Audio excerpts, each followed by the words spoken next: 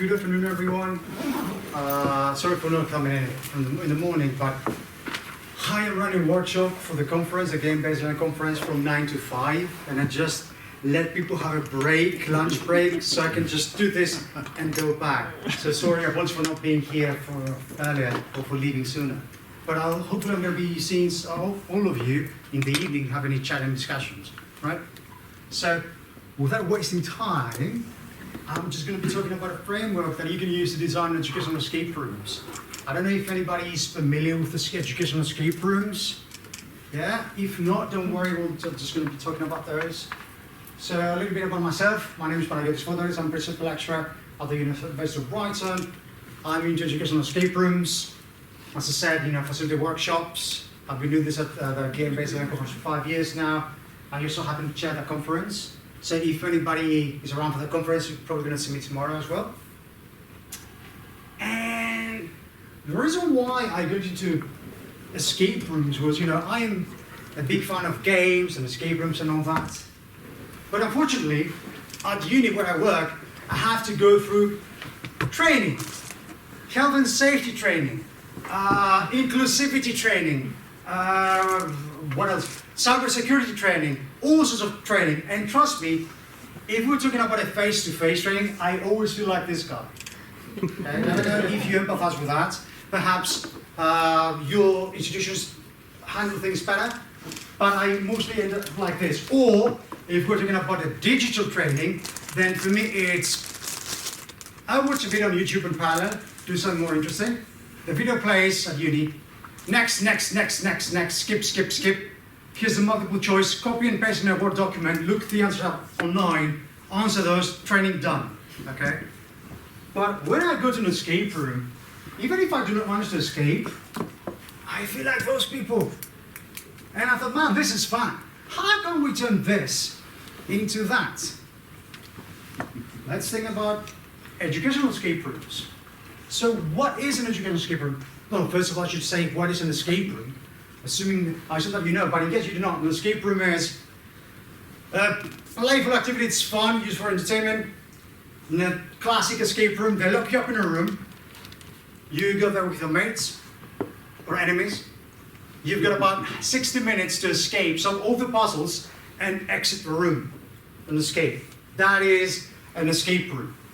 Now, this is just for entertainment purposes.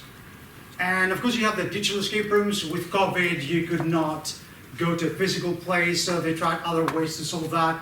You can play escape rooms remotely, online. But an educational escape room is some similar approach, but this time it's not just for entertainment, it's an instructional method. You can play alone or with friends. It depends on how it's been designed. But all the puzzles, they're not there for entertainment, they're explicitly designed to either teach you stuff, so you can learn things, to make you develop skills, make you change your behavior. For example, it could be an escape room about recycling, okay?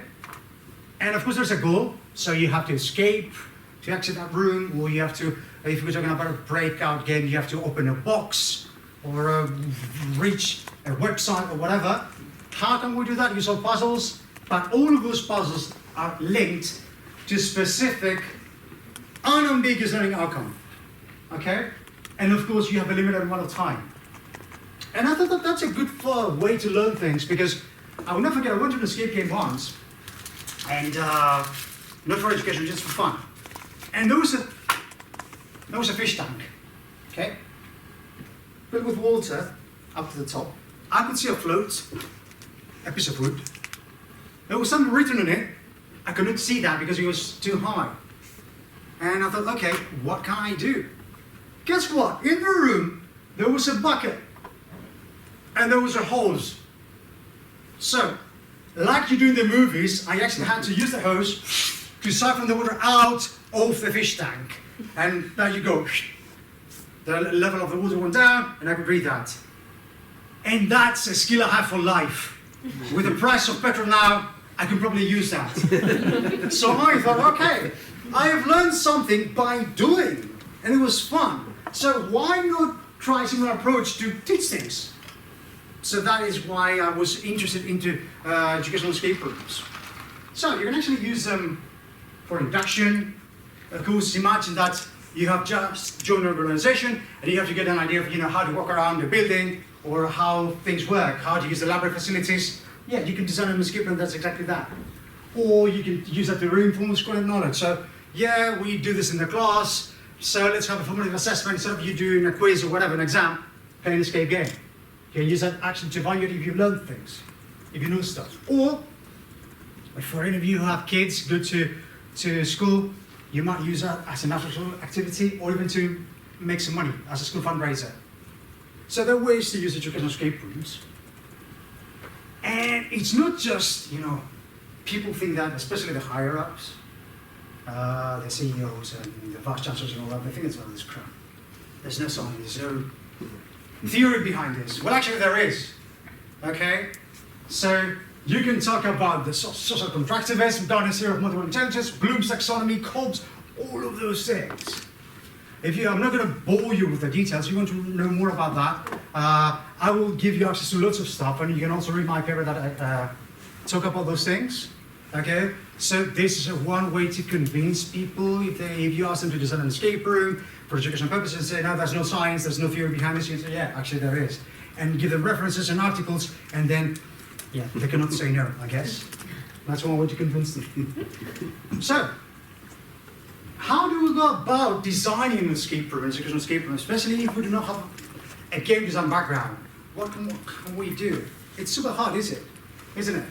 Well, actually, especially now with AI, it's not that hard, okay? So I came up with a framework that I use to design my escape rooms. Actually, I teach on a course called, a master's course called User Experience Design. And my UX students, they have no idea, they don't know anything about game design or anything like that, yet I teach them design thinking. So their assignment is to design an educational escape room about cybersecurity. And also they know nothing about cybersecurity, okay? Yet, they all pass with flying colors. They have good fun, and so far we have produced, 60, 70 escape rooms. And actually 2 of those games have been shortlisted and are going to be presented tomorrow at the competition at the conference. So it's a good way to motivate students, not just by playing them, but by designing them as well. They learn by designing. Also, it's good for business, from a marketing standpoint. If you send student work to competitions and they get shortlisted and students fly there, it's good for marketing. Okay, you can say, yeah, our students, they do that. We send them to places and they do really well. So this framework is based on design thinking. That is, let's say, methodology and approach that you can use when to design all sorts of things. It's based on the understanding of human needs and motivations. So we need to get to know our audience, our target group first, before we design something. So we need to empathize with your users to find out about them, then define a problem, because most of the times when people want to design an escape room, they say, yeah, let's come up with a sorting puzzles. No, just that. You have to think about who you're designing for, what you're trying to achieve, what metrics you're going to use to prove that it was a successful project. And that is what they tend to forget. And then when the boss asks, okay, can you prove it to me that it worked, then you have no evidence.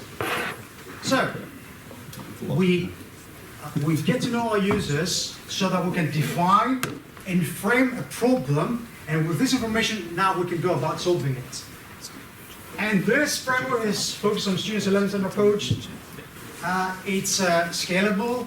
Every stage is a verb, so it's a deliverable. So you can just modify that, tweak it. Think of it as as a recipe, and use it as you see fit to your project. So it looks like that. I'll describe briefly all the stages in the next slides, but we begin with empathizing, getting to know our users, defining the problem that we're trying to solve, add some context to the whole escape game, stories and all that, which is the fun. Designing the puzzles, the game flow and all this. Come up with ways to introduce the students to the game. Think about how we're going to debrief them, which is actually when the learning takes place. Once they finish playing the game, you talk to them to find out what they learned, if they learned, talk about the whole experience, and give them some revision material, so take a photo, because it's bragging rights. Prototyping. And of course, evaluating, because you should always not just evaluate whether that game works or not. It's also about convincing the people that it was not just fun; they learned something. Okay. So I'll cover briefly how you can go about all of those steps. And yes, I've been using ChatGPT a lot lately. It has sped up the whole process immensely. So the way I do that is I always begin to design the whole thing. It's proper chat. You have communication with the AI. You talk about many problems. But I always begin with act as a. So that is the role playing with ChatGPT. I ask ChatGPT to play the role of a whatever educator in chemistry or whatever it is that you're trying to address. That has this background, and then that is the goal. You want to design an escape room about whatever, aimed at those people using this framework. Now, because it doesn't know what the framework is, I follow this up with a prompt that contains a step-by-step detail of the framework, and then once AI, ChatGPT knows all of that, I ask specific questions. Okay? So for each stage, in the empathize stage, which is very important, is what we have to do to get to know our students, our audience. How can I design something for someone if I do not know who this someone is, or what that someone needs, what that someone's needs are? So we need to get an understanding of the people we're designing the escape room for, and of course what we're trying to solve, the problem we're trying to solve. To do that, we need to get information about our learners. How can we do that? You can have a survey, you can have access to Moodle, whatever VLE you're using. And of course, you can conduct interviews, run focus groups, observe them, and you can also speak with their tutors. Once you collect all of this information, you should be in a position to have an understanding of your users. I am designing something for them, not for me. And you end up with making a learner persona. Like you do in a UX project, you come up with a persona.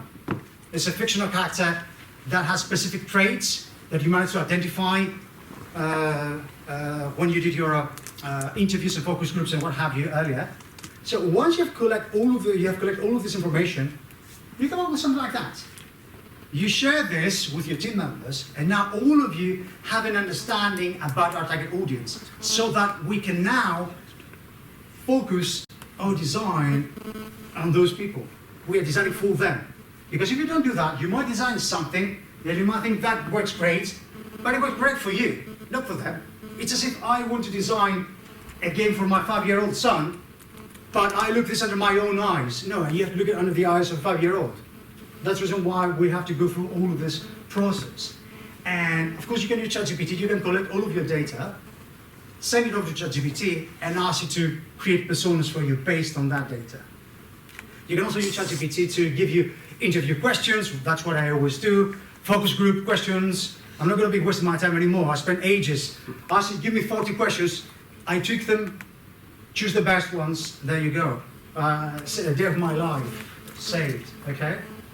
So once you've done that, you move into the next stage, the define stage. So at the end of the day, what we're doing is we are trying to solve a problem by designing an escape room. That could be that, I don't know, people are bored by the training, so that's a problem we need to solve. So we need to identify what the problem is, come up with a problem statement. So we have to know who's affected by this problem, what a problem is, where does it happen, and why do we care about that? Why does it matter? Once you've got that, then everybody in your team has the same focus. And you also know that because this problem statement came from your users, that below that is going to be grounded in their needs, not your needs. So, by talking to people and all that, you come up with this. For example, employees, they need an engaging, memorable, and easy to understand security awareness training. Why? Because they're bored and they're distracted by what they do at work. Why should we care about that? Because they're bored and they do not learn whatever it is they're supposed to know, they become a big security risk. So once you've got this kind of problem statement, you can move on. You know exactly what problem you're trying to solve. Now you have to find ways to solve it. And then you should come up with goals. What goals do my project have? And those have to be It helps a lot if they're smart. Specific, measurable, I don't know, attainable, relative, and time-bound, time-focused, time whatever, okay? You end up with something like this. In the next 3 months, we'll design a math-based escape room for grade 5 students about problem solving. We have this goal, at least 75% of them, to solve all the puzzles within an hour. This is super specific. The good thing about that is, I know if I failed or not. If 3 months pass, and I haven't done that, I failed. If I do this, but 60% have passed, I failed. So this helps you to stay on track, and everybody in the team to know what you should be aiming for. So we come up with SMART goals, and then we also have to identify the learning objectives. What are we trying to achieve? What do we expect? What do we hope that the players would have achieved, accomplished, mastered by the end of the game? So it's something like this. After participating in that game, those players, the students, should be able to, I don't know, identify and explain 3 different types of social engineering tactics. So again, if you're that specific, you can assess that at the end to see if you managed to achieve that or not. The next step is to think about constraints. There are many of those. The most obvious, cost, time, resources. So you have to take into consideration all of those constraints before you start designing. Okay. How many students are we going to have? How are we going to fit it into the curriculum? And then you have to choose what kind of knowledge is going to be required for people to play, for players to play the game.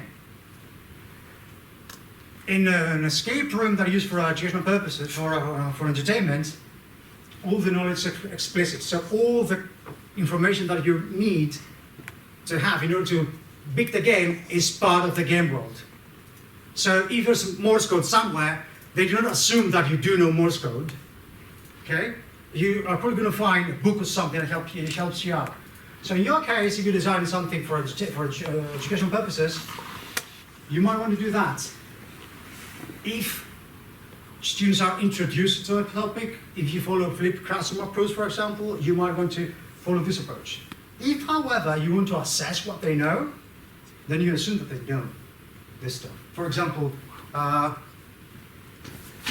going to give it to you after finish. This is an escape room in a postcard. It's about chemistry. So if you assume that your students know about chemistry and the periodic table of elements, you can give them this and ask them without any help to solve all the puzzles. Because you assume that they already know that, and that is what you're trying to assess. But again, you have the other option. You might want to ask your students to use, I don't know, Google or something else, find information online to be able to solve the puzzle. So you can also test their information retrieval skills. So it's up to you to decide what kind of approach you want, but it's something that you really have to think about before you start designing a game. Then you have to think about the size of your group. Normally, it works best if you have 4 to 6 students. If it's more than that, it becomes too noisy. If it's less than that, then what happens if someone gets stuck? But that is an ideal number. In reality, it's not always like that. So sometimes you have to think about more huge classes, in which case it works best if you have an online escape room that they can do in parallel, or if you have different stations, so one group works on this puzzle, another group in parallel on another puzzle, and then you rotate. That is one way to address this. And then you have to make another choice. What type of game am I going to be using? Is it going to be a physical escape room, a breakout box, a puzzle hunt, just instructions run from room A to room B to room C, a digital escape room, or a hybrid game? They all have their pros and cons. I think that the easiest thing to design is the digital escape room for now, but the most immersive one is the physical escape room. Of course, it's harder to do. But again, choices based on your time, your budget, your money, your resources. You have to make a choice. Then you have to think about how long it's going to last. Normally, 60 minutes per game. Why? Just because that is what they do in entertainment, so they use the same thing here. But ideally, you should have 2 hours for that. So they can spend 1 hour to play the game. You have some time for briefing and also time for debriefing. But as you can probably imagine, the shorter the game is, the faster you can produce it. But longer games can be much more meaningful, okay? But they require more time to be developed. Again, my suggestion to you would be start small, and then once you feel more confident, you can develop longer games. Then you have to think about where you need to position this in the course curriculum. So this could be just a standalone activity, like an icebreaker or an induction, or like this. I need all of you with this one, and you just do this when you have your lunch break or whatever. Or this is something that you can have in your course. So this could be a one-off thing. So I always use an escape room in my week 1 of teaching to motivate students and make them get to know each other and have fun. But you can also turn this into a serial story. So develop short rooms, like 10-minute room, 15-minute room, and have one every 2 weeks, I don't know, with the same story, going throughout the semester. And then this when the fun for me begins, adding context. To make an escape room engaging and fun, it has to have a theme, a setting, a story, and some really immersive characters, engaging characters. And you might not be the greatest storyteller in the world, but ChatGPT can help you a lot. So that is what I'm using this for the most, to get ideas, to get inspiration. You can ask ChatGPT to come up with the story and characters and all that. And this is a good tool for brainstorming. Instead of having someone else do, bounce ideas against each other, you can use ChatGPT for that. And I can give you, I'll give you access to the paper that I'm presenting tomorrow. I have prompts in case you want to have a look at the exact prompts I've been using in my games. Then think about the story format, because it's storytelling. Is it going to be standalone story, one escape game, one full story, or is it going to be an episodic format, like many escape rooms going through the same arch? And you have to think about the environment, the location, the decoration. If we're talking about a physical escape room, sound, video. If it's a physical, costumes that help a lot with immersion. I played an escape room once, and we were dressed as Knight Templars, and that was really good fun. Everybody was really happy. So yeah, the more immersive you can make it, the more fun it is and the more engaging it can be. But it's not just that. It's the puzzles that really matter. Even if the story is great and the production values are great, if the puzzles are lousy, it's a waste of time. So you have to think about the puzzles. The different types of puzzles, from cognitive to physical, to untying knots, to decrypting stuff, to climb on someone else's shoulder so you can reach a key hanging from the ceiling, to use your, black lights or smell. I remember one escape game. Actually, I was blindfolded, and I had a big nose. That was the first time in my life that my big nose was a plus. In that game, I was blindfolded, then I could just follow the smell of some crisps. And I just did that, and there was a key hidden in that bowl of crisps that I used to undo my handcuffs and remove my blindfold. So yeah, and that was memorable because it's not a very common thing to have a smell as part of the game. And I was going to use technology like QR codes and websites that you need to hack into and all that. Now, when it comes to designing puzzles, that's always the hardest part, is how do we design a puzzle? So there are some principles that we can follow. Every puzzle has to be relevant, challenging, but not too hard, so you're not Goldilocks zone. Cognitive flow, not too hard, not too easy. How do I know? Playtesting, that's how you find out. Has to be engaging, there have to be clues and hints, especially when players get stuck, otherwise they become frustrated and lose interest. There has to be proper flow. Those puzzles have to fit in the storyline. I mean, I've been to an escape game and it was set in a pyramid in ancient Egypt, and out of the blue, here's a QR code. Unless you believe in the ancient astronaut theory, it's very unlikely that in Tutankhamun's tomb I'm going to find a QR code. Okay? So they have to be somewhat integrated to the storyline. And also connect to the real world. There has to be variety, because if all the puzzles are crosswords, it's boring. Scalability. What happens if you want to make this game fit a larger group of students? How can you do that? And of course, safe. No lawsuits. That's not fun. Then you have to decide the structure of the puzzles. As you can probably guess, the easiest one to design is this. That's much more advanced.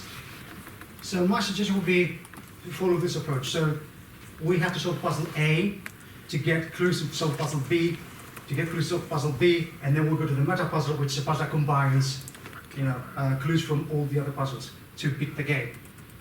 An open structure is what you'll find when you try this one, which means that you can try any puzzle that you like. But there are issues with this one, because what happens if you have a group of, let's say, 4 students, and there are 4 puzzles, and everybody does one puzzle, and it takes them 5 minutes. In parallel, the whole escape exchange is 5 minutes long. While this way, it's going to be, I don't know, 20 minutes. So you have to think about the flow of the game. Drawing a map before the placements of the clues works really, really well, especially when you use cards to put information about which every puzzle is located and what prompts them to purchase the places of the puzzle. And a very good rule to use is that one clue, one use. That means that, okay, I find this somewhere, it's part of a puzzle, I solve the puzzle, I don't need it anymore. Because if I do have to use this again, then you must start guessing, do I actually need this again? Do I should I discard it? And you waste time. You don't want this to happen. And come up with a flow for the puzzles. That is how I begin, and then this leads me to that. That helps your team have an understanding of how they should design all the puzzles, and they know how to test it as well. Okay, let's test this. Oh, there's something around here, or we have to go back. So puzzle flow is very important when you design your game. Then you have to think about the assets that you're going to be using. Cheap stuff, okay? Because if you use HoloLens and I drop it and it's broken, yeah, $2,000. Find money to buy another one. So stuff that can be reused, it's hard to break. You cannot imagine what people do in escape games. They climb, they try to break things. So 3D prints are good for that. Have refill packs ready in place in case shit happens, they break it. You have already a replacement to give it to the players. But guys, this is very important. If you decide to use, for whatever reason, crosswords, what happens if you have someone who's French and that's in English? And you want to try this with French students. You have to redesign the whole thing. It's harder, okay? Also, variety of props. If it's the same thing, dull and boring. Add variety. Always have a hint system, so that if they get stuck, they know that there's help available. They're not going to get frustrated. One way to do this, if you do not have someone in place, the game master, is having envelopes. So there's an envelope saying, open me after 15 minutes, open me after 30 minutes with hints. Or if it's a digital escape room, you have digital hints. Or you can have a cool down button there, so you can click the button and get a hint only once every 5 minutes. But there has to be, you can even penalize students for using hints, if you want. It depends on if you want to use scoring system or not. Talking about scoring system, some people use that, some people do not. It depends on whether you're aiming for a competition or not. Sometimes you might even want to have consequences if people make mistakes. Let's assume that there's an escape game, about doctors, and you have to use, give someone an injection, okay? If you use the wrong dosage, that person might die, okay, in reality. So you might want to punish players if they've got the wrong dosage. It makes sense, because they will never forget that. I remember once I played an escape game, and it was about cybersecurity, and inside the room, I found a USB stick. I plug it in, it's a laptop, error message, you should not be doing that. Someone might have planted this with a virus, so 5 minutes of your time. I was so pissed off. I have never forgotten that. Okay? So sometimes, punishment is good, it's a good thing. think about the briefing. So briefing is what happens before they play the game. So it's a prologue, tell them what the story, what they have to do. ChatGPT can write this for you. It works best if you produce a video. It's much more immersive. ChatGPT can write a script for the video. Shot 1 second, 2 seconds to 5 seconds. VoiceOver can do everything for you. All you have to do then is just use some video editing software to produce it. And tell about the rules, what they should be doing or should not be doing, the rewards and all that. Just make them excited about the game. That's the most important part, the debriefing. This happens after they finish the game. So an outro video to close you to the story, and then talk to them. Find out how they felt about the puzzles, the skills that were required to solve the puzzles, get some feedback on their performance. They will definitely need to know, they would like to know if they haven't solved the puzzle, they would like to know the solution. And you know, you can even ask them to tell you about, you know, working as a group, how it worked or not. And don't forget, take a photo if they want that. Just get consent. Make a prototype. Very fast, very cheap, pen and paper. Do not sit in front of the computer, some design. Don't use Unity, not Unity anymore, Unreal. So, no, just paper-based prototypes. Super fast, super cheap, and do play testing. And once you get good results, then you do move to from a low fidelity to a high fidelity prototype. So you should play test for playtime. If it's too hard, the mechanics of the puzzle, if this is actually relevant to what we're supposed to know, the quality of the hints, if they're too cryptic, or you know, they just give away the answer, and also the narrative, the story. Sorry for going too fast, but yeah, I have to go to the other event afterwards. And here's the last bit, evaluation. How can we tell if that thing actually worked? Yes, we can do the surveys and the interviews and the focus groups, but that's qualitative data, and it's more or less about, you know, yes, I had fun, yes, it was engaging, I enjoyed that, blah, blah, blah, team working. But what about assessment? Did you actually learn anything? Pre, post, delay, post test. So let's assume that this escape room is about chemistry. I give you a quiz before you play the game that addresses the topics that are covered in this escape game. Okay, let's say you scored 50%. I'm not going to tell you how much you scored, I'm not going to give away the answers. You go ahead now and play the game. There you go, complete the game, do the exact same test for the second time. I compare. If the second time the scores are higher, that means that because the only thing that's happening in between was playing the game, you've learned. Now, try this again. The exact same questions, let's say 3 weeks later. If the score that you get is higher than what you got the first time, that means there's retention. You remember things. You learned something, but you haven't forgotten it. You remember that. So that is one way to somehow prove that, yeah, they've learned something after playing the game. And that's it in a nutshell. Sorry for, being super fast, but I have to move elsewhere.